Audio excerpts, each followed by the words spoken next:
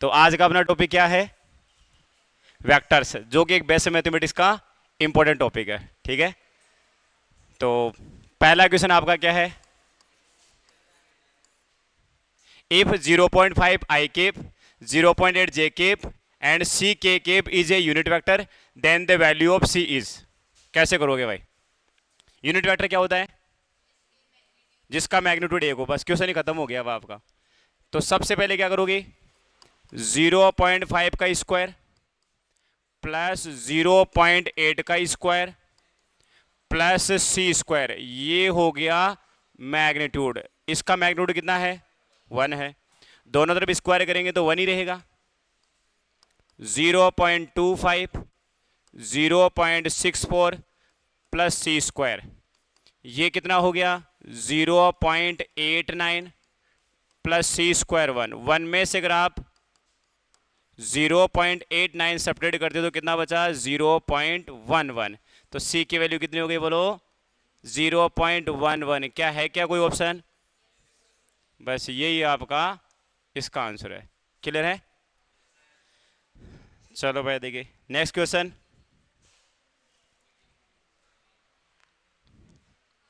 Question number second क्या है? पहले क्वेश्चन को ढंग से, क्वेश्चन अगर नहीं समझ में आया तो सॉल्यूशन तो आप करने से रहे। पहले क्वेश्चन को एक बार ढंग से समझो क्या क्या बोला गया है। Given vector a vector equals to i cap minus j cap plus 2 k cap and vector a 3 i cap minus 3 j cap plus 6 k cap, then which one of the following statement is true. दो vector दिख रहे, तो चार option दिए होंगे। देखो, A B के perpendicular कैसे पता करोगे? ए बी के परपेंडिकुलर कैसे पता करोगे? दोनों का डॉट प्रोडक्ट 0 आ जाना चाहिए। क्या आ रहा है? क्या क्या आ रहा है? क्या 3 प्लस 3, ये तो सारे प्लस में जा रहे हैं। तो ये अपना ऑप्शन क्या है? गलत। ये हमारा ऑप्शन क्या हो गया यहां पे? गलत है। ए और बी पैरेलल है क्या? पैरेलल के लिए क्या कंडीशन होती है? A1/A2, B1/B2, C1/C2 ए पॉजिटिव कांस्टेंट।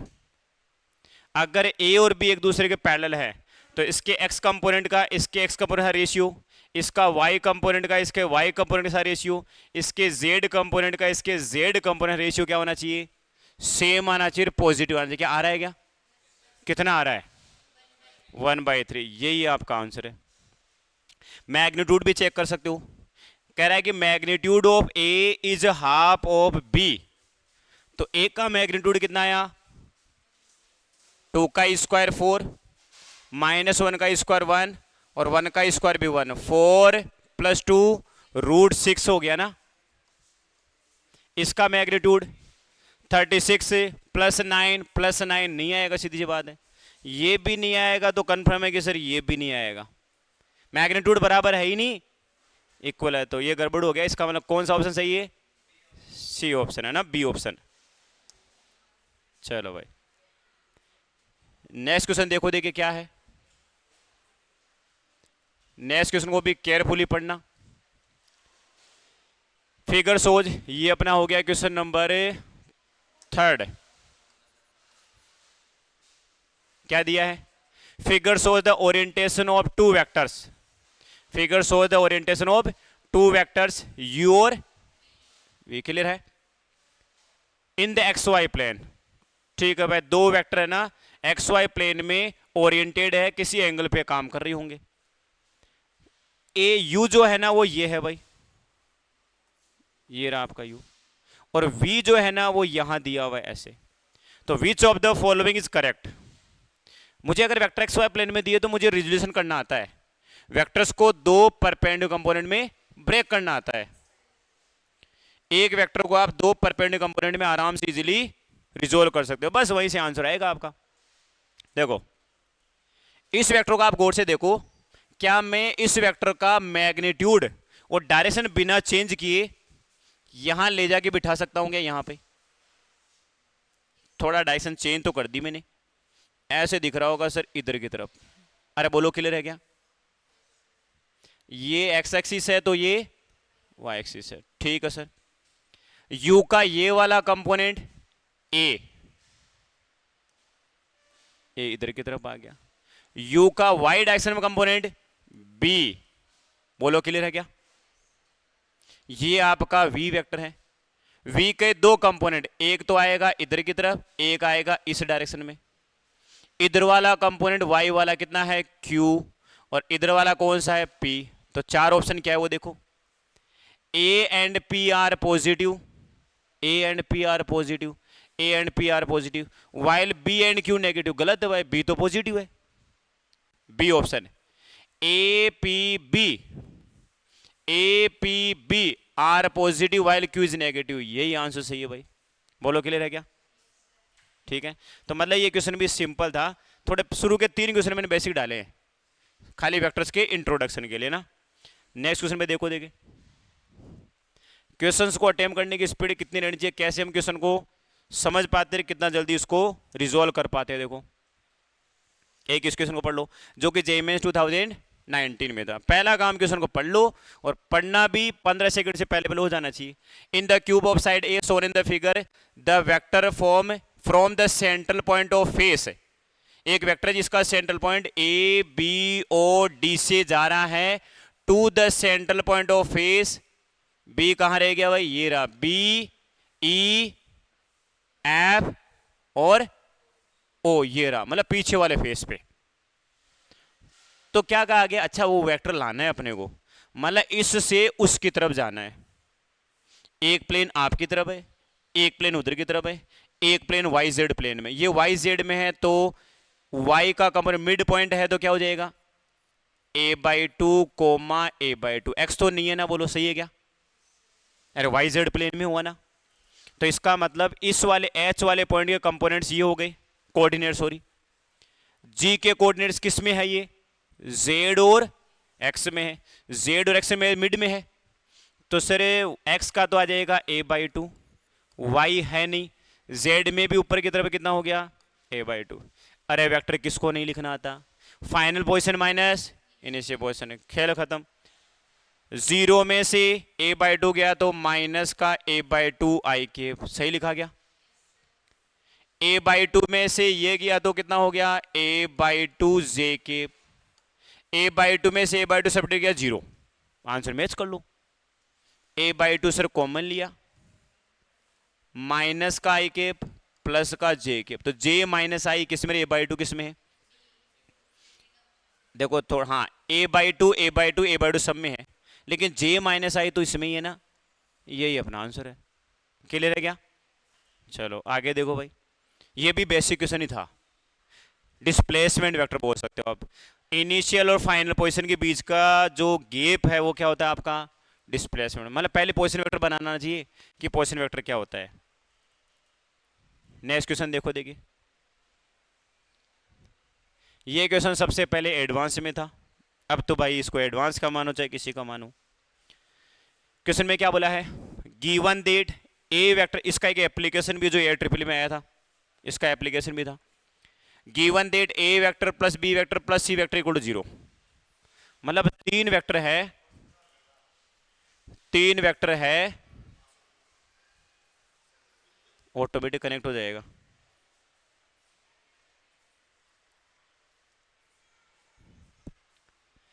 तीन वेक्टर हैं जिनका रिजल्ट कितना है 0। क्वेश्चन को बाद में पढ़ेंगे, पहले आप इसका मतलब बताओ। अगर 3 वेक्टर्स का रिजल्ट 0, इसका मतलब क्या होता है? ऑनलाइन वाले बच्चे भी इस बात को समझ रहे होंगे कि अगर 3 वेक्टर्स का रिजल्ट 0 आता है तो उसका मतलब क्या होता है। ये जिसने कर लिया खत्म, इसका मतलब तीनों वेक्टर ट्राइंगल की 3 साइड और सेम ऑर्डर में होती है। बात क्लियर है क्या? तो पहला काम तो मेरे दिमाग में आ गया, लेकिन वेक्टर ट्राइंगल बनेगा कैसा अभी मुझे नहीं पता, मुझे कोई आइडिया नहीं है। इतना आइडिया है कि पक्का ये तीनों वेक्टर ट्राइंगल की 3 साइड है और सेम ऑर्डर में ट्राइंगल बंद हो रखा है, क्लोज हो गया। Out of the 3 vectors 2 are equal in magnitude, ठीक है भाई, ये भी ए है तो ये भी ए है, and the magnitude of third vector is √2 times. तो ऐसा ट्राइंगल कैसा बनता है? राइट एंगल ट्राइंगल बनता है, और वो भी कौन सा? Isosceles right angle triangle. तो बना दो फिर इसका मतलब, ऐसे बनेगा ना, इसका मैग्नीट्यूड ए, इसका मैग्नीट्यूड ए और इसका मैग्नीट्यूड √2 है। कैसे जा रहे होंगे? ऐसे, ऐसे और ऐसे। बोलो क्लियर है क्या? इन दोनों का रिजल्टेंट इधर की तरफ आएगा और ये इसको कैंसिल कर देगा। तो बात तो सही लिखी गई है। किन्हीं भी दो वेक्टर्स का रिजल्टेंट ट्रायंगल के तीसरी साइड होती है, अपोजिट ऑर्डर में होती है। तो पहले मैंने दो को देखा, फिर तीसरे को देखा कि इन दोनों का रिजल्टेंट इधर की तरफ जो इसके बराबर और अपोजिट हो। ये बात तो भाई सही है, ये बात तो क्लियर है। अब क्या बोला गया है? Either of the two having the equal magnitude, ये कर लिया। Then the angles between the vectors are given. तो बताओ इन तीनों वेक्टर्स के बीच एंगल कितना?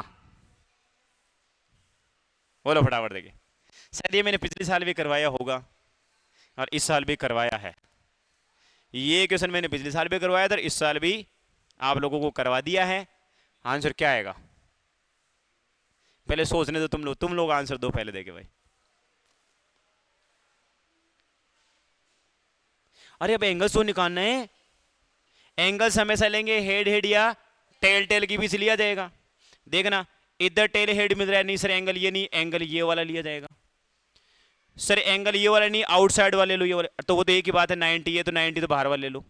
ये वाला एंगल नहीं लेना, ये बाहर वाला एंगल कंसीडर करना है। ये वाले लो, इधर वाला। एक बच्चा कह रहा है सर ये 90 डिग्री है, सर ये 45 डिग्री है और ये भी 45 डिग्री है। सर मैंने तो ये टिक किया था, कौन सा वाला? फर्स्ट वाला। मैंने कहा फर्स्ट वाला तो गलत है भैया। क्यों गलत है? एंगल्स हमेशा दोनों वेक्टर से के टेल या हेड मिलते तो उनके बीच बनने वाला एंगल कंसीडर नहीं करते। इस वेक्टर को एक बार आगे शिफ्टिंग करो, देखे तो इसका टेल और इसका टेल मिला तो एंगल यही तो कंसीडर करोगे। तो ये कितना हो गया? 135। तो ये भी कितना हो गया? 135। ये एंगल कितना हो गया? 90 डिग्री। है क्या कोई ऐसा ऑप्शन? ये करेक्ट है। तो एडवांस ने ऐसा क्वेश्चन क्यों पूछा भाई? इसलिए पूछा कि खोपड़ी देके यूज तो कर लो एक बार। देखे एंगल से पक्का है, यही तो करके आएंगे। और ये इतना simple question advance. 45 45 90 degree. Angle से कैसे? टॉपिक स्टार्ट करते हैं सबसे पहले वेक्टर का रिप्रेजेंटेशन और फिर वेक्टर्स के बीच एंगल फाइंड आउट करना सिखाया जाता है कि दो वेक्टर्स के बीच एंगल लेते हुए थोड़ी केयरफुली बरतनी है आपको ना। अगर केयरफुली अगर आपने चीज़ों को ऑब्जर्व नहीं किया, केयरफुली अगर डेटा सही से नहीं पढ़ा कि हेड हेड है कि टेल टेल, तो गलत होएगा। क्लियर है क्या? ये अपने 5 क्वेश्चन हो गए भाई। ये 5th क्वेश्चन है ना, ये क्वेश्चन नंबर 5। अब चलो क्वेश्चन नंबर 6 पे देखिए। क्वालिटी बढ़ती जाएगी क्वेश्चंस की, है ना। क्वेश्चंस की जो वेरिएशन है या क्वालिटी वो बढ़ती जाएगी। हाँ भाई, इसको देखो, देखिए पढ़ लो फटाफट, पढ़ लो भाई। देखिए ये कलर विजिबल होगा क्या? मेरे को नहीं लगता, शायद होगा। यही सही है। The component of a vector along the direction of, ये वाली बात बोली गई है। मतलब ये कोई वेक्टर है, सपोज एक और वेक्टर है बी वेक्टर, जो कि हमें दिया गया है आई के माइनस जे केप, और ये वाला वेक्टर है ए एक्स आई केप प्लस ए वाई जे केप प्लस ए जेड के केप। मैंने कहा इसके बीच, इनके बीच एंगल थीटा है। तो कंपोनेंट का मतलब इसका प्रोजेक्शन इधर की तरफ, इधर की तरफ हुआ तो हम क्या मानेंगे? ए कोस थीटा।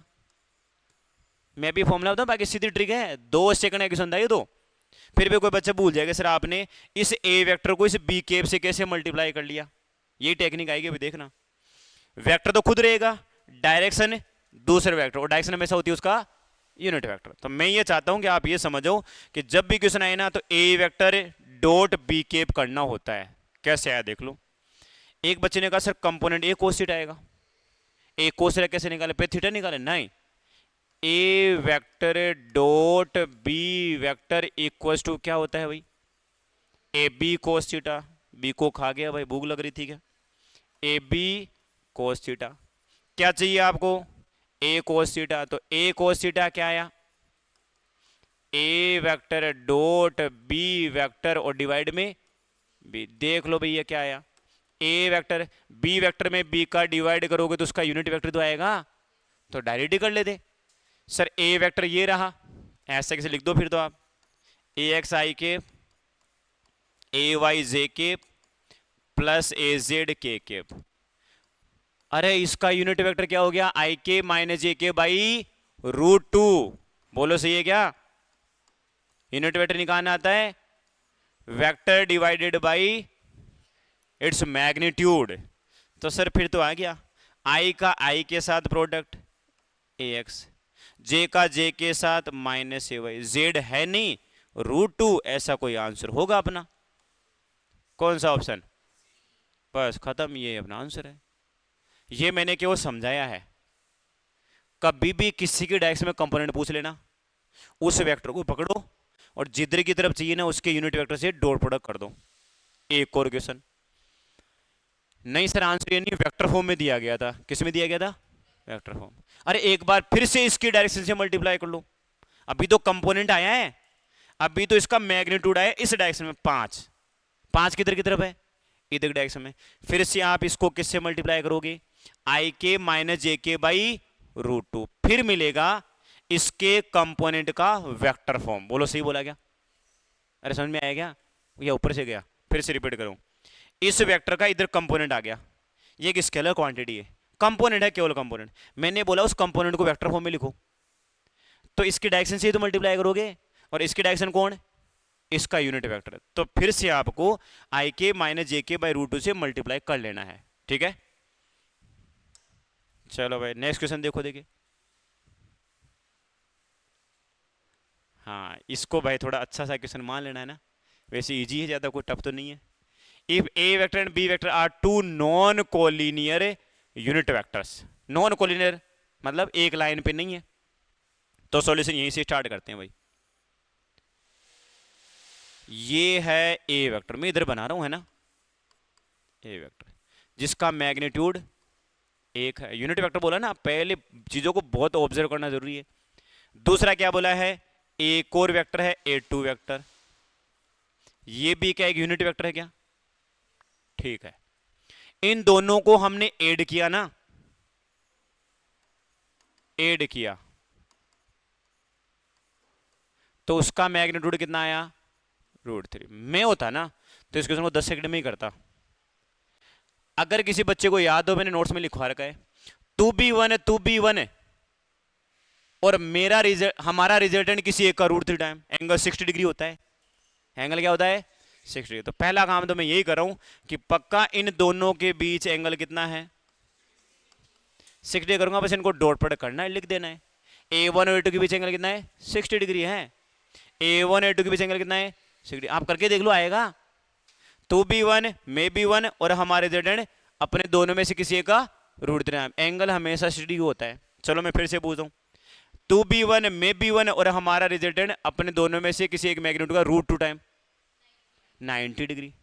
2b1 में b1 और हमारा रिजल्टेंट b1 120। खत्म बस। ठीक है, तो एंगल आपको 60 मिल गया। अब कर लो इसका इसके साथ multiply, 2a1 vector dot A2 vector, इसका इसके साथ plus A1 vector dot A2 vector. Clear है क्या? इसका इसके साथ माइनस का 2a1 vector dot A2 vector. गलतियां देखना, गलती नहीं होनी चाहिए भाई, ध्यान रखना। इसका इसके साथ माइनस A2 स्क्वायर। बोलो क्लियर है क्या? अच्छा 2a1 यहां पे b1, तो ये तो 2a1 स्क्वायर ही हो गया। खुद का खुद के साथ डॉट प्रोडक्ट सेम का मैग्नीट्यूड का स्क्वायर होता है। अब अच्छा बोलेगा सर 2 यहां गया तो यहां पे आ गया माइनस का A1 vector dot A2 vector, ये कितना हो गया? Minus A2 square. सर 2 1 का मैग्नीट्यूड 1 था ना इनका, इधर भी कितना आ गया? 1 आ गया। बस मुझे इसको सोल्व करना है। A1 A2 क्या आएगा? A1 A2 cos theta, A1 A2 cos theta. तेरा भी मैग्नीट्यूड 1, मेरा भी मैग्नीट्यूड 1, कोस 60 डिग्री वैल्यू 1/2। तो यहां से देख लो अब क्या आंसर आ रहा है भाई? 2 माइनस 1 1, 1 माइनस हाफ। खत्म बस। क्लियर है क्या? ऐसा क्वेश्चन भी शायद आ रखा भी आ जाएगा, जेईई मेंस में आ रखा है ऐसा क्वेश्चन है ना, तो हो सकता है कुछ अलग चीज हो, क्वेश्चन सेम रहेगा, देखना भी है ना। यहां तक क्लियर है क्या? डायरेक्ट करना था इसको, देखते अब आप लोग एंगल इनके भी 60 डिग्री है, सोल्व करो, मल्टीप्लाई करो, हो जाएगा, इजीली हैंडल किया जा सकता है ना। ये आया जेईई में 2019 में। हाँ भाई, जेईई में से 2019 में क्वेश्चन क्यों पूछा होगा? क्वेश्चन टफ नहीं है, क्वेश्चन में थोड़ा सा लॉजिक है। इस क्वेश्चन को या तो 1 मिनट में खत्म करना था या फिर 2 मिनट 3 मिनट लेना था, क्योंकि ऐसे देखने में डरावना सा लग रहा है। तो एक बार इसको स्टार्ट करते हैं। Two vectors A and b have the equal magnitudes. ठीक है भाई, दो वेक्टर जिनके मैग्नीट्यूड क्या है, इक्वल है। The magnitude of a vector plus b vector is n times of magnitude of a vector minus b vector. कह रहा है कि ए का a vector plus b vector का magnitude a vector minus b vector के magnitude का n times. मतलब सोच लेते हैं कि एन की वैल्यू 3 ऐसे मान लो, एन की वैल्यू 3 है।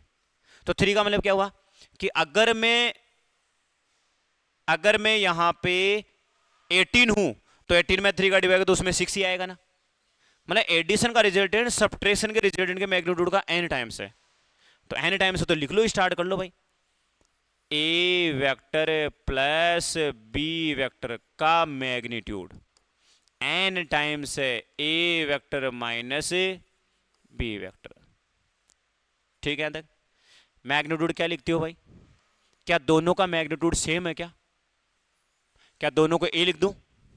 ए स्क्वायर प्लस ए स्क्वायर प्लस का 2a स्क्वायर कोस थीटा, इधर एन, इधर मैग्नीट्यूड का फॉर्मूला पता है ना रिजल्टेंट का, सब्ट्रैक्शन का। ए स्क्वायर प्लस ए स्क्वायर माइनस का 2ab कोस थीटा, ऐसे ही लिखते थे ना। दोनों तरफ स्क्वायर कर लो। स्क्वायर किया तो पहले लिख दो 2a square plus 2a square cos theta n square, फिर कितना आ गया भाई 2a square minus 2a square cos theta. सही से देखते थे ना। एन स्क्वायर ऐसे कर रख दूंगा। कुछ बच्चे पहले मल्टीप्लाई करते हैं, नहीं ऑप्शन से जाना है।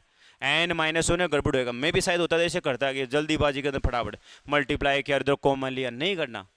थीटा अपने आप ही फिल्टर हो जाएगा, एन को साइड में रखो आप।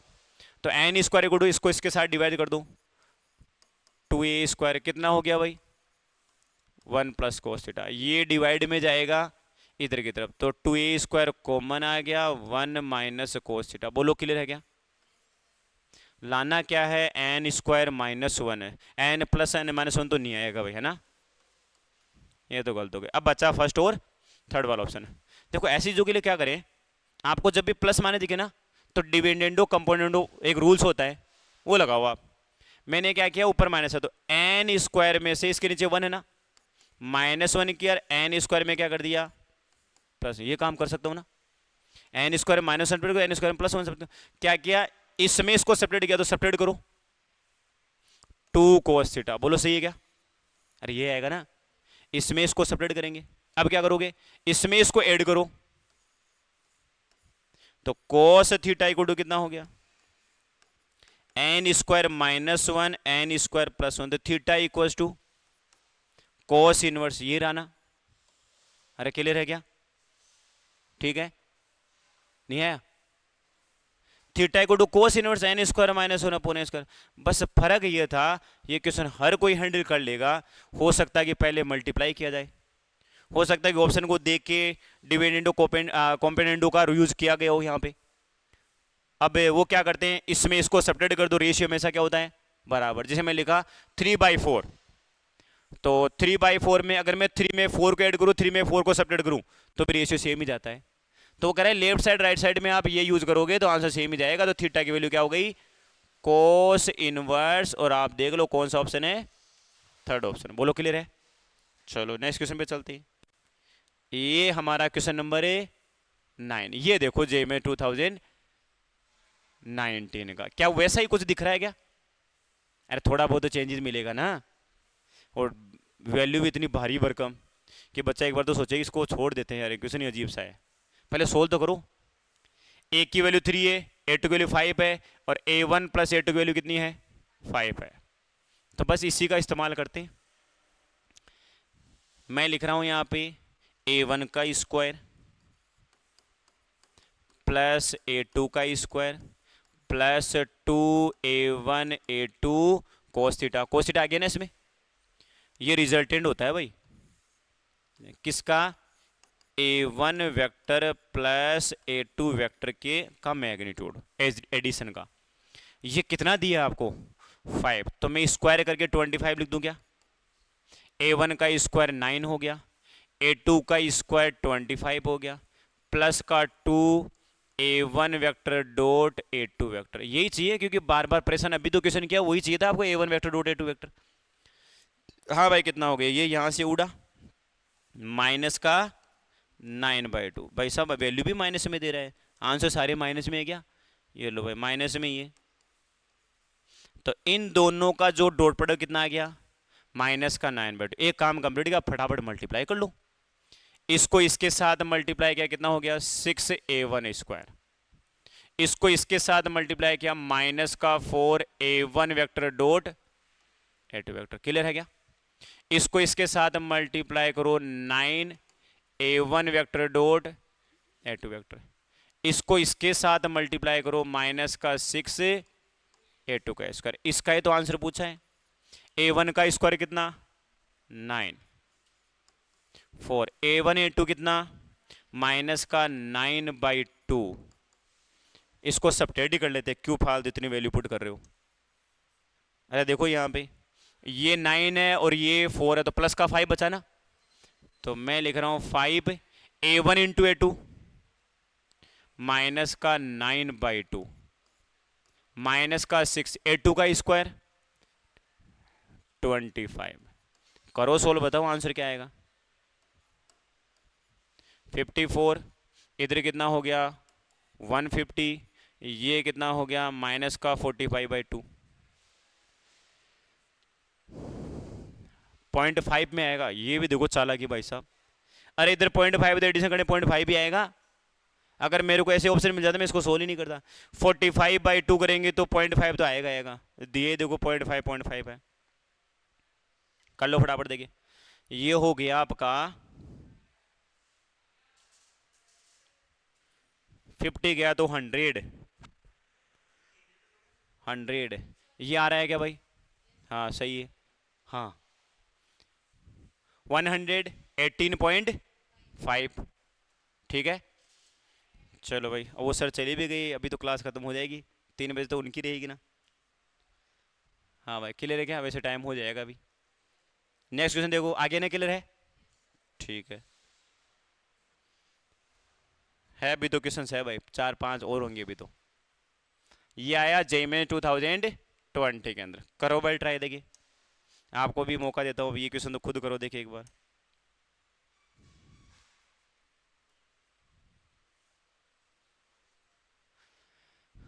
The sum of two forces P vector and Q vector is R vector. दो फोर्सेज का सम है ना वो R वेक्टर है, सच देट R और P की वैल्यू क्या है? सेम है।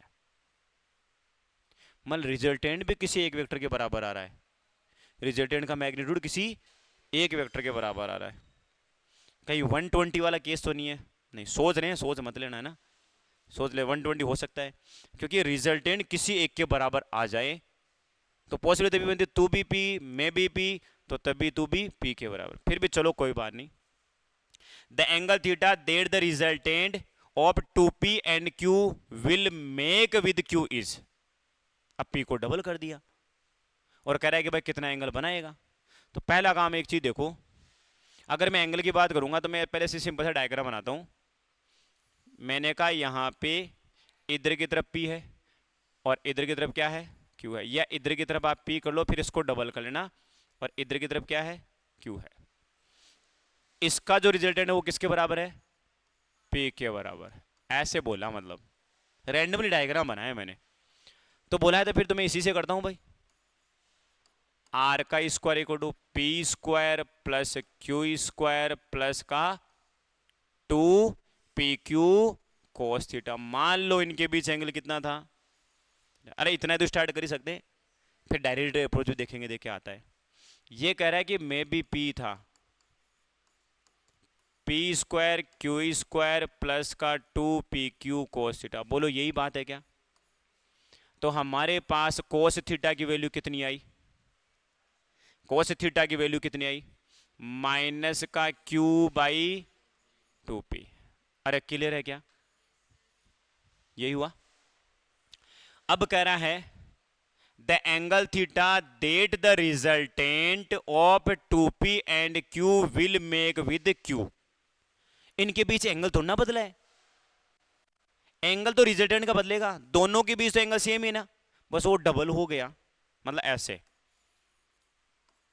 ये 2p है और ये q है, तो रिजल्टेंट कहीं इधर की तरफ चला जाएगा, बड़े वाले की तरफ शिफ्ट हो जाता है। तो सर इसने बोला resultant of 2p and q will make q के साथ एंगल। तो ट्रिक याद है क्या किसी को? अल्फा एंगल निकालते हैं तो टेन इनवर्स लिखते हैं, किसके साथ? q के साथ। तो q को चुपचाप बिठाओ, याद आया? प्लस 2p इधर आता है कोस कंपोनेंट और इधर की तरफ साइन वाला कंपोनेंट। अरे यही था क्या कुछ ट्रिक? अपनी खेल खत्म हो गया होगा। 2p कोस थीटा की वैल्यू किसके बराबर? -q। तो भाई साहब आंसर 9 डिग्री आ गया, देख लो। tan inverse 2p sine theta divide में है q, तो ये भी कितना है? -q। 2p कोस थीटा की वैल्यू -q, नीचे कितना हो गया? 0। और किसी भी डिजिट में 0 का डिवाइड करोगे तो इनफाइनाइट, और इनफाइनाइट इसका मतलब कितना हो गया? 90 डिग्री। अरे ऐसा कुछ हुआ क्या? ठीक है, इसका मतलब r और p बराबर थे, तो पहले क्या इनके बीच एंगल 90 डिग्री था क्या? वो सॉरी 180 था क्या? देखिए एक बार, इधर p है, इधर p मान लेता हूं, इधर q मान लेता हूं, और ये भी मान लो p के बराबर ही है। तो रिजल्टेंट यहां कहीं पे 60 डिग्री एंगल बना रहा था, क्या सही है क्या बोलो? अरे ये हुआ ना। अब कह दिया कि p को डबल कर दो, आप p को डबल कर दो। अब p को डबल करेंगे तो अपने को पता है कि p जैसे आएगा तो रिजल्ट शिफ्ट होएगा, तो 90 से ज्यादा ही आएगा एंगल। अब कुछ बच्चे जब सोल्व कर रहे होते हैं 30 0 कुछ भी लगा दो, ये तो मैं लिख के दे रहा हूँ 60 से ऊपर आएगा। अगर मैंने माना है, आप खुद सोचना कि दो वेक्टर का रिजल्टेंट किसी एक के बराबर आ जाए तो कब आएगा? ऐसे दिमाग देखो 120 पे आ सकता है, क्योंकि 2p है, तेरा रिजल्टेंट p कैसे आ सकता है भाई? 120 डिग्री पे आएगा। ये थोड़ा लॉजिक सोचना। तो अगर आ गया तो फिर मैंने कहा कि इसको टोटल 60 मान लिया, दोनों के भी 60 बना रहा था। अब p को डबल करोगे तो एंगल शिफ्ट इधर ही होगा। अब कितना शिफ्ट होगा? तो थीटा 60 आ गया। तो एक बार देखिए यहां से करके देखते हैं भाई, 6 डिग्री पुट किया, यहाँ पे भी अगर हम बात करें 60 डिग्री था पहले, 6 डिग्री पुट किया, p की वैल्यू आ गई, तो एक बार देखना 9 डिग्री बनता है क्या? नहीं बनता है ना, क्योंकि वो ऐड हो जाएगा। तो इसका मतलब इसको इस तरीके से करना बेटर रहेगा, है ना। बाकी हमने लॉजिक लगाया कि थोड़ा ऐसा हो सकता है कि जब दो वेक्टर से 120 डिग्री पे होते हैं तो उनके बीच एंगल 60 होगा। अब जो रिजल्टेंट है 2p जाएगा, तो अब कितना आएगा? तो थीटा तो 120 था, तो अगर मैं पहले 120 था ना, तो 120 कोस 120 की वैल्यू तो आ तो रहा है, उसी पे जाएगा। कोस 120 को 2 से 2 का माइनस, और q और p बराबर थे, मैंने माना ना भी q और p बराबर, तो उससे भी आ जाएगा। q और p बराबर है तो ही आएगा भाई, सीधी सी बात है, ऐसा हो ही नहीं सकता। मैं दिमाग कर रहा है कि r और p बराबर है, तो ये तभी पॉसिबल है कि दोनों वेक्टर 120 पे एक्ट थे, और फिर ऐसे भी कर सकते हैं, मतलब थोड़ा बिना पेन चलाए दिमाग लगा तो कर सकते थे ना। चलो आगे देखो, देखिए question number 11। The sum of magnitudes of two forces acting at a point is 60 Newton. मतलब दो फोर्स है जिनका मैग्नीट्यूड का सम कितना है? 60 है। चलो भाई, तो दो फोर्स है ए और बी मान ले, तो ए और बी का जो सम है, इस क्वेश्चन को भी मुझे लग रहा है कि दो तरीके से किया जा सकता है, सम वाले क्वेश्चन काफी आ रखे हैं। The resultant of these forces perpendicular to smaller forces. मैं इस स्मॉलर वालों को ए मान रहा हूं, इधर कर रहा हूं भाई, है ना। इस स्मॉलर वाला ए है और लार्जर वाला बी है, और रिजल्टेंट बोला है 9 डिग्री पे। रिजल्टेंट को 9 डिग्री देखो क्या बोला है, the resultant of these forces is perpendicular to smaller. ये स्मॉलर है तो यहां मैं रिजल्टेंट मानूंगा आर, तो बी इधर कहीं पे होगा क्या? अरे इधर कहीं होगा ना, ऐसा कुछ बना भाई, बोलो क्लियर है क्या? पहले एक डायग्राम फ्रेम कर लो क्या करना चाह रहा है। फिर क्या करा है, smaller force has a magnitude of 8 Newton, उनका जो रिजल्टेंट है उसका मैग्नीट्यूड कितना है? 8 न्यूटन है। The resultant of these forces is perpendicular smaller force has a magnitude of 8 Newton. बोलो क्लियर है क्या? ये हुआ ना, रिजल्टेंट की वैल्यू कितनी है? 8 न्यूटन है भाई। या स्मॉलर वाले फोर्स की है? नहीं, स्मॉलर वाला तो पूछा ही है ना, तो फिर तो इसका मतलब वो रिजल्टेंट की वैल्यू है 8 न्यूटन। चलो भाई, सम कितना दिया है? 18, 16 दिया है। If the smaller force has magnitude x then the value of x, तो फिर तो मैं x और y मान लेता हूँ, ये तो बड़ा कंफ्यूज करेगा। तो एक को माना तो इसका मतलब x plus y equals to 16। बोलो सही है क्या? इस डायग्राम में आ जाता हूँ मैं, एक थोड़ा अलग तरीके से क्वेश्चन कर रहा हूँ। अगर भाई तेरी वैल्यू x है यहाँ पे ना, तो तू इसका मतलब क्या है रिजल्टेंट, तो तू y है क्या? यही हुआ ना। तो y है तो मैं ऐसे लिख सकता हूं क्या, y का square equals to x square plus 8। बोलो क्लियर है क्या? 8 का स्क्वायर, वेरी गुड, यहां तक क्लियर है। लाना x है क्या? यहां से y की वैल्यू उठाओ, y की वैल्यू कितनी आएगी?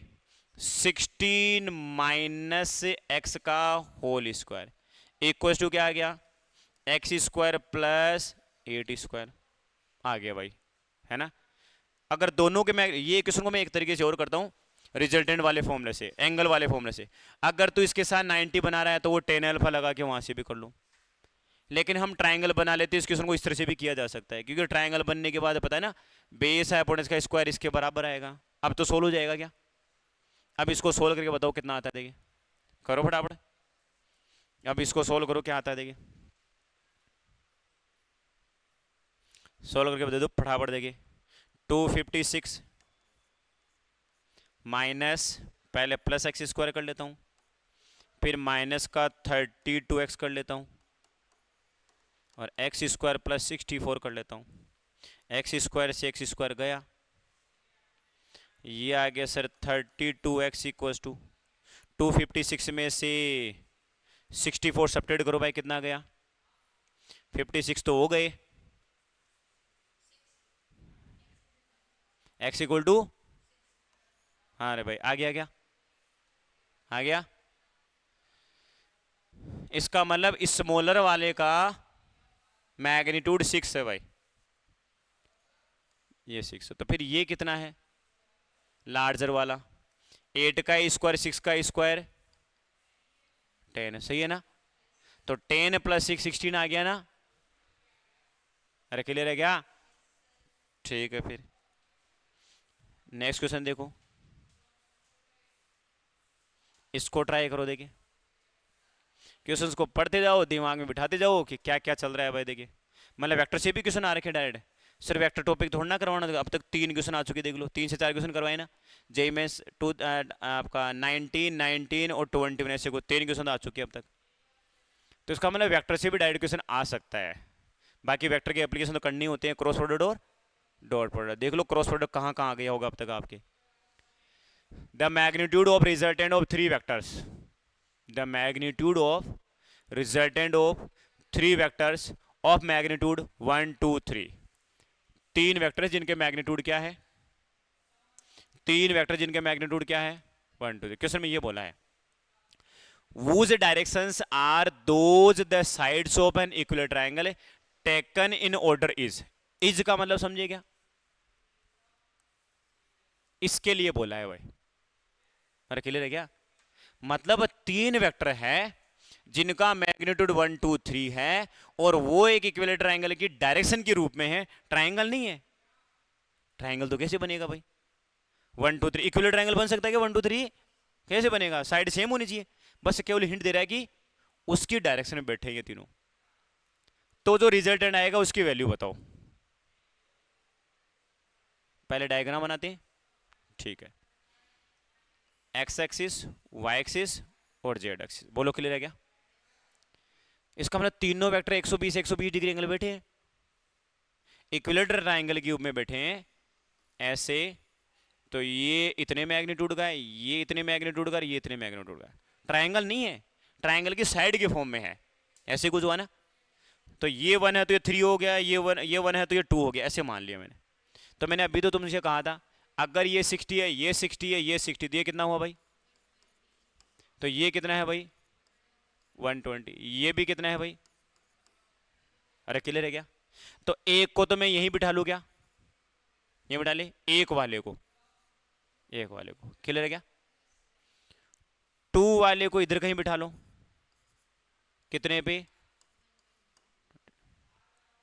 फिर तीसरे वाले को इधर कहीं बिठा लो, जिसका मैग्नीट्यूड कितना है? 3 है। इसके बीच में एंगल कितना? 120 की। अरे क्लियर है क्या? इसका मतलब अब तो सिंपल सी ट्रिक हो गई ना कि आपके पास में 1 2 और 3, 1 2 और 3, इन दोनों का रिजल्ट निकालो जिनके बीच एंगल कितना है? 120 डिग्री है। किसी के बीच ले लो आप, 2 और 3 का निकाल लो, 1 और 2 का निकाल लो। तो मुझे एक चीज बताओ, फॉर्मूला लगाओ कोई सा भी, पहले 2 का रिजल्ट देखो और फिर तीसरे का रिजल्ट देखो वह किधर की तरफ जाएगा। तो मुझे लग रहा है इसके लिए तुम्हें कंपोनेंट्स लेने पड़ेंगे। इसके लिए क्या लोगे? कंपोनेंट्स। अब कंपोनेंट्स लेने के लिए थोड़ा अजीब सा लगा, तो मैं इसको ऐसे तो बना रहा था डायरेक्ट, बात तो वही कर रहा था ना मैं, ऐसे। तेरी वैल्यू मान ले 3 है, तेरी मान ले वैल्यू 2 है, तेरी वैल्यू मान ले 1 है। तो मैंने कहा कि अगर तुम्हारे पास ये एंगल टोटल 120 डिग्री है, ये वाला एंगल टोटल 120 डिग्री है, ये वाला एंगल टोटल 120 डिग्री है, तो पहले किसी एक को सोल्व कर लो 120 डिग्री वाला, क्यों? तो करना ही पड़ेगा ना। तुम्हें कैसे पता लगेगा कि कंपोनेंट कितना लेंगे, ये एंगल कितना है? कोई आइडिया नहीं ना। कम से कम एक काम तो कर ही सकते हो ना कि सर इन दोनों का रिजल्टेंट, अगर आप इसको या कहीं पे भी लाइन पे बना रहे हो, 60 डिग्री से उधर की तरफ ज्यादा जाएगा, 60 तो नहीं आएगा। और 60 नहीं आएगा तो सर हम जैसे कंपोनेंट लेंगे फिर एक्स और वाई कंपोनेंट लेने पड़ेंगे। इसका वाई कंपोनेंट और इसका एक्स कंपोनेंट। अरे आएगा नहीं आएगा? और जो तुम्हारा रिजल्टेंट आएगा उसका भी एक्स कंपोनेंट और वाई कंपोनेंट। ये क्वेश्चन मैंने इसलिए छाटा है कि बड़ा क्रिटिकल से लगेगा बच्चों को कि डायरेक्ट हो जाना चाहिए, एक इक्विलेटरल ट्रायंगल है और भाई साहब कर लो इसको। नहीं, ऐसा हो ही नहीं सकता ये। तो जब भी मैग्नीट्यूड 1 2 और 3 आता है ना, तो इसको सोल्व करने पे हमेशा का रूल है 1 2 3 होना चाहिए, लेकिन 1 2 3 1 2 3 नहीं बैठेगा। 1 2 3 और एंगल 120 हमेशा √3 आता है। कितना आएगा? √3। अब देखो कैसे, 1 और 3 का रिजल्ट निकाला, a² + b² प्लस का 2ab cos 120, 9 का स्क्वायर, 1 का square, 2 into 1 into 3 into cos 120 की वैल्यू माइनस हाफ, 2 से 2 को कैंसिल किया, 3 का स्क्वायर था ना, तो ये 9 और इधर कितना हो गया 1 और ये कितना हो गया आपका -3। बोलो कितना आ गया? √7। अरे क्लियर है क्या? √7 इन दोनों का रिजल्टेंट है। वो √7 किधर की तरफ जाएगा? अब आप एंगल भी फाइंड आउट कर सकते हो, क्योंकि सारी कलाकारी एंगल की है। तो ये क्वेश्चन में इसको एडवांस टाइप का मान सकता हूं, क्योंकि थोड़ा चीज़ों को रिजोल्व करना पड़ेगा। मैंने कहा कि अब जो इन दोनों का रिजल्टेंट आएगा वो 1 के साथ या 3 के साथ कितना एंगल बनाएगा, अगर वो एंगल मुझे पता लग गया, और तो फिर तो कंपोनेंट ले सकता हूं ना, फिर तो कंपोनेंट इजीली रिजोल्व हो जाएंगे। तो इस क्वेश्चन की प्रैक्टिस इतनी चाहिए कि सर ये क्वेश्चन थोड़ा सा लेंदी है, थोड़ा सा, क्योंकि बिना कंपोनेंट के इस क्वेश्चन को सोल्व नहीं कर पाएंगे। या फिर डायरेक्ट याद रखो 1 2 और 3 मैग्नीट्यूड के अगर 3 वेक्टर है और ट्राइंगल के इक्विलेटरल ट्राइंगल की साइड की फॉर्म में है, तो पहले क्या करना पड़ेगा कि नहीं 2 का रिजल्टेंट लो और उस एक किसी भी एक को, देखो मैंने अभी जो लिया ना इन दोनों का लिया है, जबकि मुझे एक को यहां बिठा देना चाहिए था और उन दोनों का रिजल्ट निकालने चाहिए, जिससे जो एंगल आता था केवल एक के कंपोनेंट लेने पड़ते। अरे लेने पड़ते ना, फिर रिजल्टेंट क्या आता? ये तो ऑलरेडी सर वाई में है और इन दोनों के y कंपोनेंट जो भी आते हैं आपके पास में, तो इन दोनों का एक x कंपोनेंट आता है, एक y में से y को सब्ट्रैक्ट करते और फिर क्या कर देते? बताओ नेट आता नहीं आता? तो इस क्वेश्चन को आप घर पे जाकर ट्राई करना कि 1 2 3 है, एक को y एक्सिस पे बिठा देना या एक्सिस पे बिठा देना और 2 को ऐसे ले लेना। पहले इन 2 का रिजल्ट निकालना, इन 2 का, जैसे अभी निकाला आपने ना, तो इसका निकाला ना, किसका? 1 और 3 का, तो उसको उस पर बिठा के रखना ऐसे कि भाई 2 वाला इधर बैठा रहे और ये इधर है, ये इधर है, टू बी 120, टू बी 120, इन दोनों का रिजल्ट निकाल के अब एंगल आएगा। अगर ये 3 है तो रिजल्ट यहां कहीं पे आएगा ना, अरे आएगा ना। डायरेक्शन किसके साथ निकाली, ये वाली, तो ये वाला एंगल बचा रही। अब इसके कंपोनेंट लोगे तो कैसे, सर इसके साथ डायरेक्शन ली तो या फिर इसके साथ डायरेक्शन लो, और टोटल एंगल कितना है 120 डिग्री है। टोटल एंगल कितना है 120। अब तुमने जैसे ही इनके साइड निकाली तो अब आराम से कंपोनेंट लेके, ये देखो कंपोनेंट, एक एक्सिस वाला और एक वाई एक्सिस वाला। जब तुम्हें पता है कि टोटल एंगल 90 होता है, ये एंगल पता लग गया तो ये वाला एंगल इजीली पता लग जाएगा। इस वाले वेक्टर के एक का कंपोनेंट इधर आ जाएगा, एक कंपोनेंट, ये तो हो गया वाई वाला कंपोनेंट, और इस एक्स वाले कंपोनेंट में से एक्स वाला कंपोनेंट सेपरेट करोगे, दो कंपोनेंट बचेंगे और दोनों का स्क्वायर करके ऐड कर देंगे, कितना आ जाएगा, रिजल्टेड आ जाएगा। मेरे को अब तक जितने भी क्वेश्चन लगे उनमें सबसे बढ़िया क्वेश्चन यही लगा, क्योंकि कुछ बच्चे ये सोचता है कि इसको डायरेक्ट किया जाए, डायरेक्ट कोई अप्रोच नहीं है भाई साहब। कुछ बच्चे सोचते हैं अरे इक्विलेटरल ट्रायंगल नहीं आपका, हाँ इक्विलेटरल ट्रायंगल हो गया ये। इक्विलेटरल ट्रायंगल कैसे हो सकता है, तीनों साइड क्या है, अलग अलग। जब मैंने इस क्वेश्चन को पढ़ा तो ये ध्यान नहीं दिया कि वूज डायरेक्शन बनेगा, तीनों इक्वल ट्रायंगल, मैं दिमाग खराब हो गया, मैंने क्वेश्चन कहाँ से आ गया, इक्वल ट्रायंगल कहाँ से बनेगा ये। फिर ध्यान से पढ़ा, वूज डायरेक्शंस आर, बस केवल डायरेक्शन क्या बोला है, मतलब एंगल फिल्टर हो गया 120 120 120, और इसका आंसर क्या रहेगा √3 यूनिट्स। ठीक है, तो इसको भाई घर पे जाके एक बार सोल्व करना देंगे। अब इस क्वेश्चन को बताओ, देंगे जल्दी करो फटाफट, टाइम हो रहा है भाई, कंप्लीट देंगे। When two non zero vectors A and B, A और बी दो वेक्टर है, मैग्नीट्यूड जीरो नहीं है, आप अपने दिमाग में कुछ ही मानो भाई, are perpendicular to each other, दोनों एक दूसरे के क्या है, परपेंडिकुलर। बना लो भाई, क्या दिक्कत है, पहले परपेंडिकुलर बना लेते हैं, देखिए कुछ हिंट मिल जाए क्या पता। ये ए है और ए बी है, the magnitude of their resultant is r, इनका मैग्नीट्यूड कितना है भाई, आर है। क्या मैं सही लिख रहा हूं क्या, अरे 9 डिग्री रिजल्ट यही तो आता है।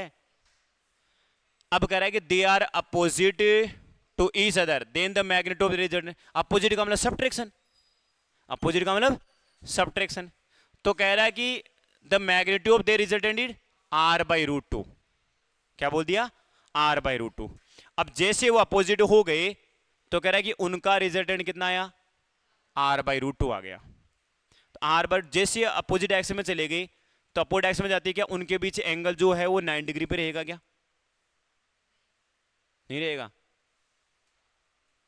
When two non-zero vectors a and b are perpendicular to each other, दो वेक्टर को परपेंडिकुलर कर लिया, the magnitude of their resultant is r, बिल्कुल सही बात, आर तो आता है, मतलब आर का मतलब a square plus B square, 9 degree पे ये होता है ना।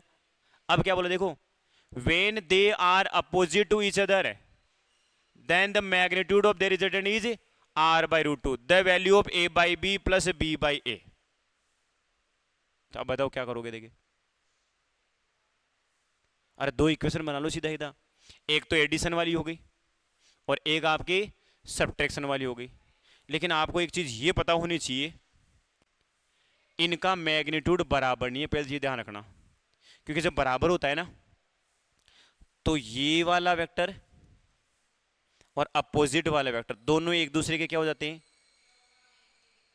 हो जाते हैं जब दोनों एक दूसरे के परपेंडिकुलर हो और बराबर हो। किस पे हो, बराबर। परपेंडिकुलर नहीं हो तो भी चलेगा, बस बराबर होने चाहिए, क्या होने चाहिए, बराबर। तो एक क्वेश्चन बोला कि पहले मैग्नीट्यूड r था, पहले रिजल्टेंट r था, अब रिजल्टेंट कितना आ गया, r/√2 आ गया, मैग्नीट्यूड है उसका। तो मुझे एक चीज बताओ कि डायरेक्शन तो अपोजिट हुई ना, ए और बी के अपोजिट, अपोजिट का मतलब यूं बोल रहा है कि इधर की तरफ एक इधर की तरफ, when they are opposite to each other. मैंने जब इस क्वेश्चन को एक बार पहले भी कहीं करवाया ना, तो अपोजिट का मतलब बच्चे के दिमाग में, क्योंकि कभी कहते हैं एक को अपोजिट कर लेना, एक वेक्टर को अपोजिट करना, बच्चे के दिमाग में ये रहता है। मैंने कहा पहले 9 डिग्री थे, अपोजिट का मतलब ये ऐसे बैठे थे ना, अब यूं करो उनको ऐसे, अपोजिट का मतलब ये होता है कि वो इतने क्वेश्चन कर लेता है, सर अपोजिट का ऐसे क्वेश्चन करवाया था, ये अपोजिट हो गया। और मैंने कहा तूने एक को अपोजिट किया है, मतलब जो बी था ना उसके अपोजिट है, इनको इसने क्या बोला है, दोनों ही अपोजिट हैं। तो एक इक्वेशन तो आ गई सर, हमारे पास रिजल्टेंट था a square plus B square. अब मैग्नीट्यूड आ गया r/√2, तो r/√2 सब्ट्रैक्शन से आता है, a माइनस बी या b माइनस ए। जब भी दोनों वेक्टर एक दूसरे के अपोजिट होते हैं तो अब आपका रिजल्टेंट कितना आया भाई, r/√2 क्या मान लो, ए माइनस बी या फिर बी माइनस ए। इतना तो क्लियर है क्या? आर की वैल्यू उठा के यहां पुट करो, स्क्वायर करो और मिल जाएगा भाई, बात खत्म। मैंने इस क्वेश्चन को नोट में ऐसे लिए कि भाई देखिए बच्चे एक बार ये अपोजिट का मतलब लैंग्वेज को पकड़ पाते हैं क्या। तो मैंने कहा root a square plus B square by root 2 की वैल्यू क्या आ गई भाई? A minus b. बोलो क्लियर है क्या? आर की वैल्यू उठा के पुट कर दी ना। मैं एक बार फिर से बोलता हूँ कि यहां तक समझ में आया क्या? जब दोनों 90 डिग्री पे तो यही आएगा, अपोजिट हो तो सेपरेट होके तो आता है, और रिजल्ट हमेशा मिनिमम होता है। तो ए माइनस बी कर लो या बी माइनस ए कर लो, क्या फर्क पड़ता है भाई? करना तो स्क्वायर ही देख लो।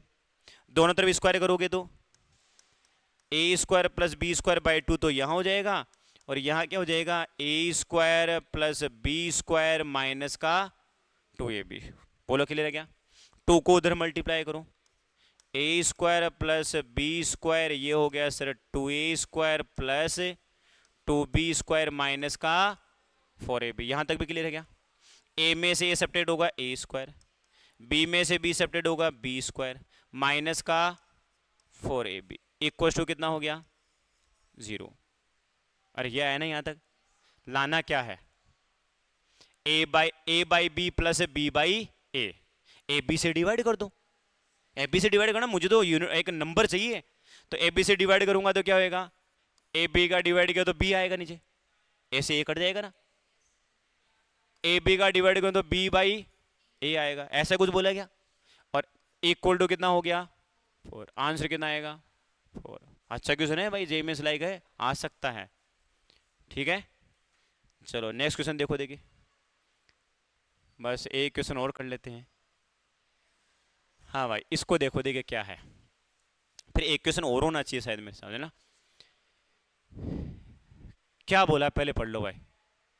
एक वेक्टर ये रहा, एक वेक्टर ये रहा, क्लियर है?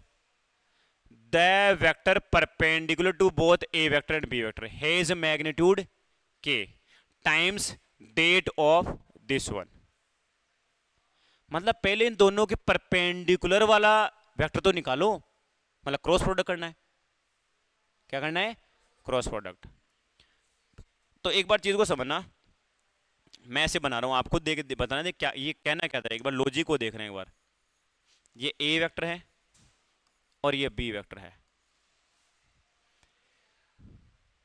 इनका जो the vector perpendicular to both ये आएगा इधर की तरफ। इसका जो मैग्नीट्यूड है ना, इसके मैग्नीट्यूड का क्या टाइम है? देन द वैल्यू ऑफ के। अरे तो पहले इसका मैग्नीट्यूड देख लो ना कितना है, फिर वो जो आएगा उसका के गुना देख लेना। मतलब सिंपल क्वेश्चन बनाया गया, मतलब क्रॉस प्रोडक्ट क्वेश्चन था। ए को बी से क्रॉस मल्टीप्लाई करने पे कोई वेक्टर आएगा, उसका मैग्नीट्यूड नहीं निकाल सकते? निकाल सकते हैं। इसके मैग्नीट्यूड से कंपेयर कर लेना, इसके मैग्नीट्यूड से 4 गुना है, 9 गुना है, 1 गुना है कि 7 गुना है? 1 गुना का मतलब बराबर इसका मतलब। तो चलो भाई देखिए, ए वेक्टर क्रॉस बी वेक्टर, हाँ भाई, आई केप जे केप के केप कितना है भाई? 2 3 6 है, 3 माइनस 6 2 करो भाई। इसको यहां से उड़ाया, कितना आ गया? 6 प्लस 36 आई के। बोलो क्लियर है क्या? माइनस का जे केप, इसको यहां से इसको यहां से गायब किया, कितना आ गया? 4 माइनस 18 प्लस का के केप। गलती नहीं होनी चाहिए, ध्यान रखना ना। इसको यहां से इसको यहां से गायब, कितना हो गया? माइनस का 12 माइनस का 9, माइनस का 12 माइनस का 9 डाइड करो, माइनस का 21। हाँ भाई ये कितना हो गया? 42 आई के। ये कितना हो गया? प्लस का 14 जे के। और ये कितना हो गया? माइनस का 21 के केप। ये आपका ए वेक्टर क्रॉस बी वेक्टर आ गया भाई। बोलो क्लियर है क्या? अब इसका मैग्नीट्यूड इसके मैग्नीट्यूड का के टाइम से तो के की वैल्यू क्या आएगी? तो करो मैग्नीट्यूड भाई साहब, कुछ कॉमन आ रहा है पहले उसको बाहर कर लो। सबसे बेस्ट तरीका होता है रिजल्ट निकालने का, ध्यान रखना। मैग्नीट्यूड आधे बच्चे ना इसको इसके पीछे पड़ जाते हैं। नहीं, जो कॉमन टर्म्स है ना वो तो वैसे भी स्क्वायर में कॉमन आके बाहर आएगी। तो क्या कॉमन आ रहा है बताओ? 7। वेरी गुड, तो मैं 7 ले रहा हूं। 6 आई केप प्लस 2 जे केप और माइनस का ओ सर ये तो कंफ्यूज ही कर रहा था इसका मतलब। अरे आया नहीं आया। अब मुझे पता तुम मैग्नीट्यूड करते, पहले इसका मैग्नीट्यूड निकाल फिर उसका नहीं निकालना होता है ना। जब ऐसे कुछ टर्म्स नजर आ जाए ना, कॉमन लिया करो, वही आंसर होता है। इसका मतलब ये वेक्टर और ये वेक्टर क्या है, पैरेलल है। ये वेक्टर और ये वेक्टर क्या है, पैरेलल है, क्योंकि कॉमन सीधा सीधा निकल के आया है, कॉमन सीधा निकल के आया है। और देखो डायरेक्शन भी, प्लस का आई तो प्लस का, प्लस का तो प्लस का, माइनस का तो माइनस का, ये दोनों पैरेलल वेक्टर है और एक ही डायरेक्शन में है भाई साहब। नहीं तो अलग अलग डायरेक्शन भी हो सकते हैं, अपने को तो मैग्नीट्यूड के लिए बोला है, तो ये भी आ सकता है भाई, दोनों पैरेलल भी है और इसका मैग्नीट्यूड इसके मैग्नीट्यूड का 7 टाइम्स। तो यहाँ के की वैल्यू क्या आएगी भाई, 7। ठीक है। देखिए एक और क्वेश्चन है क्या भाई, एक और क्वेश्चन है भाई। हाँ भाई, हाँ अब इसको करो, देखिए टाइम हो गया, बस लास्ट फाइनल क्वेश्चन अपने पास, अभी एक और है। चलो कोई बात नहीं। If the vectors A vector 2ik plus 4jk, B vector दे रखा है, are parallel to each other, ये भी सोचा समझा क्वेश्चन है भाई, तो बी का मैग्नीट्यूड कितना आएगा। या तो वो क्वेश्चन था या फिर ये क्वेश्चन है, या तो 1 2 3 वाला है या फिर ये वाला, उसमें आपको कंपोनेंट लेने पड़ेंगे। इसमें सोच लो भाई, दोनों वेक्टर पैरेलल हैं, दोनों वेक्टर पैरेलल, तो कैसे हैंडल किया जाए, कैसे हैंडल किया जाए। अब पैरेलल भी हैं लेकिन मैग्नीट्यूड अलग अलग आ रहा है, अलग अलग आ रहा है, तो कुछ आइडिया लगा ही नहीं सकते ना। अरे यही वो तो हुआ ना, अब पैरेलल में कुछ बचे तो क्या होता है, उसका मैग्नीट्यूड का 2 टाइम्स होगा ऐसे कुछ। अब मैग्नीट्यूड भी अलग अलग है, मतलब अलग अलग ना, मैग्नीट्यूड निकाल गया वो, आई के में थोड़ा ज़्यादा है, जे के में थोड़ा कम वैल्यू है, ऐसा हो सकता है भाई, क्यों नहीं हो सकता। तेरा कॉन्ट्रीब्यूशन एक्स में अलग है लेकिन हम चल तो साथ साथ ही रहे ना। तो अब करो दे, कैसे करोगे। मैं ये काम कर सकता हूँ, अगर ये दोनों पैरेलल वेक्टर है, अगर ये दोनों, तो इनका डॉट प्रोडक्ट 0 होना चाहिए ना। डॉट प्रोडक्ट 0 होगा क्या, पैरेलल में डॉट प्रोडक्ट कैसे होएगा भाई, डॉट प्रोडक्ट 0 हो जाएगा क्या। कोस 0 डिग्री पे प्रोडक्ट 0 कहां से आएगा, तो हम 0 नहीं करते हैं, हम डॉट प्रोडक्ट 0 नहीं करेंगे, लेकिन डॉट प्रोडक्ट की वैल्यू दोनों के मल्टीप्लाई के बराबर आ जाएगी। अरे आएगी नहीं आएगी, क्रॉस नहीं करना, अपने को मैग्नीट्यूड चाहिए, तो डॉट प्रोडक्ट करूं तो डॉट प्रोडक्ट इनके मैग्नीट्यूड के बराबर आ जाएगा। अगर दो वेक्टर सेम डायरेक्शन में है, क्योंकि थोड़ा हिंट वहीं से मिलेगा, तो पहले एक का मैग्नीट्यूड बताओ, क्योंकि उसे डॉट प्रोडक्ट करूंगा तो मुझे मैग्नीट्यूड तो चाहिए होगा। तो एक का मैग्नीट्यूड कितना है, कितना हो गया, 16 + 4 √20। और बी का मैग्नीट्यूड, बी का मैग्नीट्यूड हो गया 25 + p²। अब मुझे इतना पता है कि इन दोनों का अगर हम यहाँ पे डॉट प्रोडक्ट करते हैं तो वो आएगा ए बी कोस 0 डिग्री। बोलो क्लियर है क्या, डॉट प्रोडक्ट तो कर ही सकते हैं, 10 और माइनस का 4p। बोलो सही है क्या, ये सोचना पड़ेगा भाई, क्योंकि मेरे पास और कोई ऑप्शन भी नहीं है जिससे मेरे को मैग्नीट्यूड और दोनों मिलके पी की, पी तो चाहिए अपने को, पी है तो क्या बोला मैग्नीट्यूड, हाँ मैग्नीट्यूड तभी आएगा जब पी चाहिए होगा। अरे भाई इसका मैग्नीट्यूड कैसे निकालोगे, जब पी की वैल्यू पता होगी। तो ए और बी √20 और √25 + p²। हाँ सर यही बेस्ट तरीका था, देख लो यही बेस्ट तरीका, इसके अलावा कोई तरीका है ही नहीं अपने पास। अब क्या करें, दोनों तरफ स्क्वायर करें, तो स्क्वायर करोगे तो 10 - 4p का होल स्क्वायर 20 और ये हो गया 25 + p²। बोलो क्लियर है क्या, मल्टीप्लाई मतलब करो आप 100 प्लस का 16 p² माइनस का 80p। बोलो क्लियर है, उधर कितना आ गया 500 और प्लस का 20 p²। चलो सर यहाँ तक ठीक है, 100 से वहाँ गया तो कितना आ गया 400, अरे यही हुआ ना, और उसको उधर भेजा तो कितना आ गया 4p², और 80 को भी उधर भेज दिया तो फिर 80p इक्वल टू कितना हो गया 0। क्लियर है ना, गलती नहीं होनी चाहिए।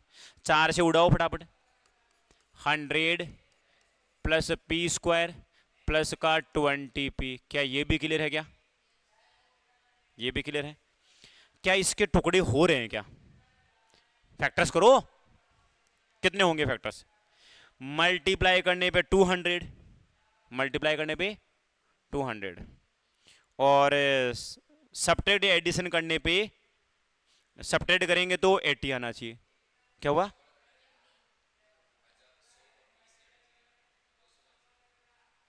टू 2000। तो किसकी बात कर रहे हैं? देखो 4 से कट गया, ये आ गया, हाँ तो ऐसे लिखा हुआ ना, पी स्क्वायर। अच्छा मैं समझ गया, ये हो गया 20p और प्लस का 100, ये आना चाहिए ना, सॉरी, है ना। तो आपका मल्टीप्लाई 100 और एडिशन सब्ट्रैक्ट जो भी करे वो 20। सोचो फटाफट देखे सर, 10 और 10 ही हो गया, 10 और 10 ही हो गया। तो 10 और 10 हो गया, तो इसका मतलब हो गया p plus 10, p plus 10, plus में तो आएगा, तो इसका मतलब p की वैल्यू -10। p की वैल्यू -10 आ गई, तो b वेक्टर कितना हो गया? 5ik plus 10jk। तो मैग्नीट्यूड बोल दो फटाफट। हाँ 125 का रूट तो कितना हो गया? 5√5। ठीक है, कहाँ पे बैठा है भाई? ये रहा 5√5।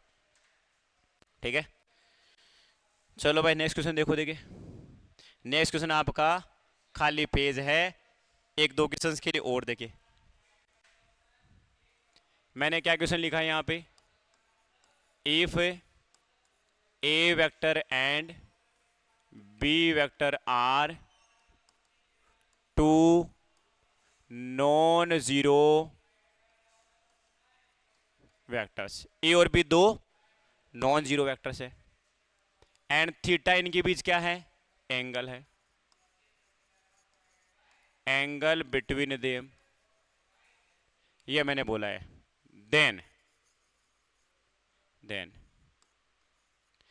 ए vector cross B vector dot A vector. दूसरा question, B vector dot A vector cross B vector. बताओ इनकी वैल्यू क्या आएगी? क्या 0 आएगी? क्या सही बोला क्या इसने? 4 ऑप्शन दे रहा हूं मैं ना। First option a B cos theta sine theta, second a b cos square theta, third वाला क्या है? A b sine square theta, और फोर्थ में है 0। बताओ क्या आएगा? 0 क्यों आई? तो वेरी गुड। ए और बी जो, ए और बी का जो क्रॉस प्रोडक्ट होता है ना, वो ए और बी दोनों के परपेंडिकुलर होगा। तो अगर आपका ए वेक्टर इधर की तरफ है और बी वेक्टर इधर की तरफ है, इनके बीच एंगल थीटा है, तो इन दोनों का क्रॉस प्रोडक्ट इधर की तरफ होगा क्या? फिर इसका इसके साथ डॉट पर तो 0 आएगा, क्योंकि ये वाला वेक्टर और ये वाला वेक्टर क्या हो गए? परपेंडिकुलर। इसमें भी कितना आएगा? 0 आएगा, सेम ही आएगा। चलो फिर देखिए नेक्स्ट क्वेश्चन। देखिए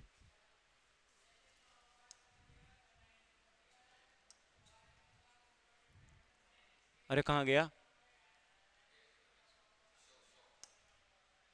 गायब भी हो गया भाई। चलो यहां पे देखो नेक्स्ट क्वेश्चन क्या है। मेरे पास क्या है? कोई मिट्टी है, ठीक है, कोई मिट्टी है जिसका मुझे वॉल्यूम गिवन है भाई। क्या गिवन है? Volume x metre cube. उस x की वैल्यू मैं मान लेता हूं 25 मीटर क्यूब। ठीक है, अब आपको क्या करना है? इसे एक सिलेंडर बनाना है। क्या बनाना है? सिलेंडर। मिट्टी से बना सकते हैं ना? इस तरह का सिलेंडर बनाना है कि उसका जो कर्ड सरफेस है ना, पूरा सरफेस का जो एरिया है वो मैक्सिमम होना चाहिए, कर्ड नहीं, पूरा सरफेस ही। हाँ, सरफेस एरिया मैक्सिमम होना चाहिए। कैसे करोगे?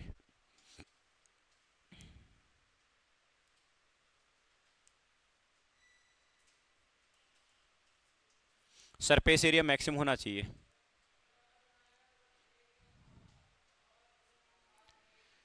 एक क्वेश्चन है कि रेडियस जो है ना वो मिनिमम होनी चाहिए, उस सिलेंडर की रेडियस है मिनिमम। मैं एक क्वेश्चन को तरीका दूं, क्योंकि शायद मैंने ऐसा क्वेश्चन कहीं देखा था। पहले आपने वॉल्यूम लिख दिया,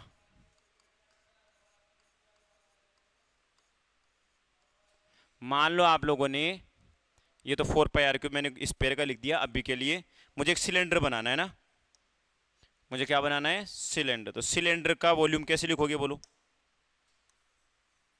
सिलेंडर का वॉल्यूम कैसे लिखोगे? एरिया पाई आर स्क्वायर और इनटू क्या आ गई? लेंथ। अरे क्लियर हुआ ना? तो क्वेश्चन था साइड लेंथ के, लेंथ मिनिमम होनी चाहिए, लेंथ मैक्सिमम होनी चाहिए, ऐसा कुछ क्वेश्चन था। अब एक बच्चा बोलेगा सर आपने वॉल्यूम के लिए बोला, मैंने कहा वॉल्यूम तो दे रखा है, टेंशन मत लो, वॉल्यूम तो यहाँ लिख दोगे, वॉल्यूम तो सेम ही रहेगा, वॉल्यूम तो सेम रहेगा। अगर इस क्वेश्चन को एरिया के लिए कुछ भी बोला गया है, जो भी एक्स वाई जेड, रेडियस के बारे में कोई जिक्र नहीं करी, जो भी यहाँ पे आया है कि भाई सर एरिया की बात भी हुई थी, एरिया मैक्सिमम मिनिमम है, तो मैं कह रहा हूँ कि वॉल्यूम तो तुम्हारा 25 दे रखा, वो आ गया, 25 आ गया। लेकिन अगर बात कहीं एरिया की भी आई है तो आप इन चीज़ों को समझना कि क्या क्या आएगा, देखना, क्योंकि क्वेश्चन में एक अकेले डेटा से काम नहीं चलेगा। क्या है? एक बच्चा बोलेगा सर कुछ एरिया तो यहाँ रहेगा पाई आर स्क्वायर, कुछ एरिया ये रहेगा पाई आर स्क्वायर, और कुछ एरिया कर्व्ड रहेगा, और कर्व्ड एरिया क्या हो जाएगा? 2 pi R L. Total area कितना बोलो? 2 pi R L plus 2 pi are square. अरे बोलो, क्लियर है क्या? यही होता है। मुझे एक चीज बताओ, वॉल्यूम के अंदर अगर मैं लेंथ का डिवाइड कर दूं, वॉल्यूम के अंदर मैं लेंथ का डिवाइड दूं, क्या मिलेगा? एरिया मिलेगा। तो इसका मतलब मैं एरिया को यहां से गायब कर सकता हूं। अरे कर सकता हूं ना? तो जो भी चाहिए ना मैं किसी को आराम से हैंडल कर लूंगा। बोला गया है कि सर एरिया की जगह आप क्या लिख सकते हो? वॉल्यूम के अंदर किसका डिवाइड करोगे? लेंथ का। तो अगर मैंने वॉल्यूम का लेंथ में किया तो यहां क्या आ गया भाई? पाई आर स्क्वायर। तो नॉर्मली दिख रहा है, मतलब क्वेश्चन में बच्चा ये सोचता है कि सर पूछा क्या गया है। अगर एरिया को हटाना है, वॉल्यूम को लाना है, तो इन दोनों इक्वेशन का यूज करके, जैसे मान लो किसी बच्चे ने बोल दिया कि सर एरिया मिनिमम होना चाहिए, एरिया मिनिमम होना चाहिए, तो फिर लेंथ हटानी पड़ेगी। तो लेंथ की जगह क्या लिखोगे? Volume by pi are square. अरे लिखोगे नहीं लिखोगे? और फिर इस एरिया का आर के रेस्पेक्ट में डिफरेंस करके जीरो कर दोगे। अरे हुआ नहीं हुआ? ठीक है। तो क्वेश्चन ऐसे पूछा गया कि भाई एरिया मिनिमम मैक्सिमम जो भी है, मैक्सिमम मिनिमम करनी सबको बता दी। ये क्वेश्चन में मैक्सिमम मिनिमम का डाल रहा हूं कि वॉल्यूम ये हो गया, एरिया ये आ गया। अब एरिया के बारे में पूछा है तो बच्चा बोला सर एरिया लेंथ पे भी डिपेंड करता है और रेडियस पे भी करता है। शायद ये क्वेश्चन कोई तो लाया था मेरे पास, ये था ऐसा क्वेश्चन, इलास्टिसिटी का यहाँ कहीं था ऐसा क्वेश्चन था, और ये जेमेंस में एडवांस में आ चुका है। तो बच्चा कह रहा है कि सर मैं डिफेंस किसके रेस्पेक्ट में करूँ? लेंथ के रेस्पेक्ट में करूँ कि रेडियस में? क्योंकि मैक्सिमम मिनिमम तो एक के रेस्पेक्ट में करोगे। तो मैंने कहा कि एरिया है तो अब तुम कैसे करोगे? यहां से तो कर ही सकता है। तो जो इसकी वैल्यू दे रखी है, एल की वैल्यू उठा के यहाँ पुट कर, तो पूरी इक्वेशन किस में आ जाएगी? आर के साथ। इसका मतलब आर पे डिपेंड नहीं करते, आर को तुम कम ज्यादा रखो, बस तुम्हारा तो एरिया मैक्सिमम होना चाहिए। यही तो है ना? इसका मतलब हमारा एरिया रेडियस पे डिपेंड नहीं करना चाहिए, एरिया के साथ उसकी वैल्यू क्या होनी चाहिए? मैक्सिमम। मतलब डिफरेंस कितना कर दो? जीरो कर दो। तो d a by d r equal to zero कर देंगे। जीरो करते तुम्हें कुछ रेडियस वगैरह मिलेगी, फिर मैक्सिमम तो मैक्सिमम निकाल लो भाई। अरे ये तो है ना कि एरिया मैक्सिमम करना है तो बताओ रेडियस कितनी होनी चाहिए। हो गया क्या हैंडल? यहां से एल की वैल्यू पुट करो ना, एक्स माना था तुमने, तो यहां से एल की वैल्यू क्या हो गई? एक्स डिवाइड में पाई आर स्क्वायर। ये कितना हो गया? 2 पाई आर से आर गया, इसकी वैल्यू तो थी ना 50 जो भी है, तो ये भी आर में आ गया, ये भी आर में आ गया। D a by d r equal to zero को तो आर की वैल्यू तो मिलेगी, और वो आर की वैल्यू इतनी होनी चाहिए कि उसके ऊपर आपका सरफेस एरिया क्या हो जाए? Maximum minimum. कि दोबारा डिफेंस करने वो मैक्सिमम मिनिमम चेक कर सकते हैं ना। तो ऐसे क्वेश्चन को भी हैंडल करो कि मैक्सिमम मिनिमम क्वेश्चन में बने हुए हैं, तो एक बार आ रखा है ऐसा क्वेश्चन। बाकी क्वेश्चन वेक्टर का नहीं था, तो वेक्टर के आप देख लो कि डायरेक्ट 3 से 4 साल में लगातार क्वेश्चन आ भी रखे वेक्टर के ऊपर, तो आने वाले टाइम में हो सकता है कि वेक्टर से डायरेक्ट क्वेश्चन आ जाए। हाँ, मैं ये कह रहा हूँ कि वेक्टर का डायरेक्ट नहीं है, तो वेक्टर की एप्लीकेशन तो आती है, क्रॉस प्रोडक्ट और डॉट प्रोडक्ट, जैसे टॉर्क क्रॉस प्रोडक्ट में आता है। और बताओ, लीनियर वेलोसिटी एंगुलर वेलोसिटी में relation, torque on A dipole in electric field, torque on A dipole in magnetic field भी आएगा आगे जाके, और भी बहुत सारे क्रॉस तो खूब हैं। लीनियर मोमेंटम और एंगुलर मोमेंटम में relation, angular momentum equal to होगा R vector cross P vector, तो हो गया ना एप्लीकेशन है। टॉर्क का हो गया, लीनियर मोमेंटम, डॉट प्रोडक्ट कर चुके हो आप, इलेक्ट्रिक फ्लक्स, आगे आएगा magnetic flux, potential energy of dipole in electric field है, पोटेंशियल को वेक्टर फॉर्म में लिखो डायपोल की वजह से, k p cos theta by r square, तो वेक्टर फॉर्म में लिखा ना आपने। हाँ सर, कर दो क्लोज, बंद कर दो सर।